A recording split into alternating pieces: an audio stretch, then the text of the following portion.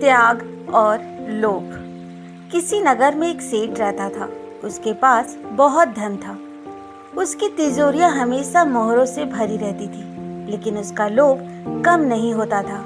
जैसे जैसे धन बढ़ता जाता, उसकी लालसा और भी बढ़ती जाती थी। सेठ बहुत ही कंजूस था। कभी किसी को एक कौड़ी भी नहीं दे सकता था। अगर कोई उसके दरवाजे पर आकर हाथ फैलाता तो वह उसे दुत्कारता था। संयोग की बात है कि एक दिन उसके यहाँ एक साधु आया।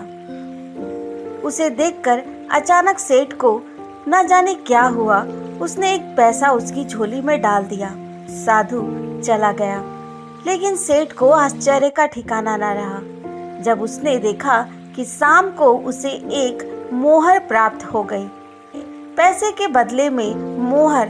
वाह, मारे खुशी के वह कूदने लगा, परंतु थोड़ी ही देर में उसकी सारी खुशी काफूर हो गई। उसके भीतर कोई कह रहा था, ओ मूर्ख, तूने साधु को पैसा ही क्यों दिया? यदि एक मोहर ही दे देता तो न जाने कितना माला माल हो जाता। इस विचार को आते ही सेठ ने अपने आप को धिक्कारा। हाँ, सचमुच उसने मूर्खता ही की।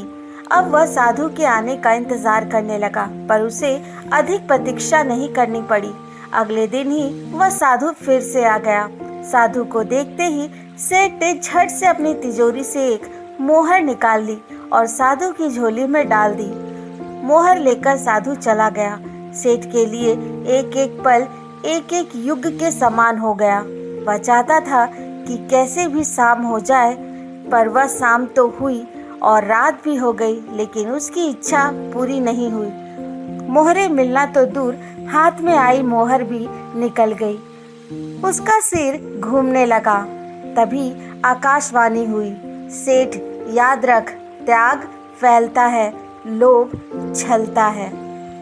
तो दोस्तों, आज की ये कहानी कैसी लगी कमेंट बॉक्स में ज़रूर बताएं। और हाँ, मेरे चैनल को लाइक शेयर सब्सक्राइब करना ना भूलें। धन्यवाद।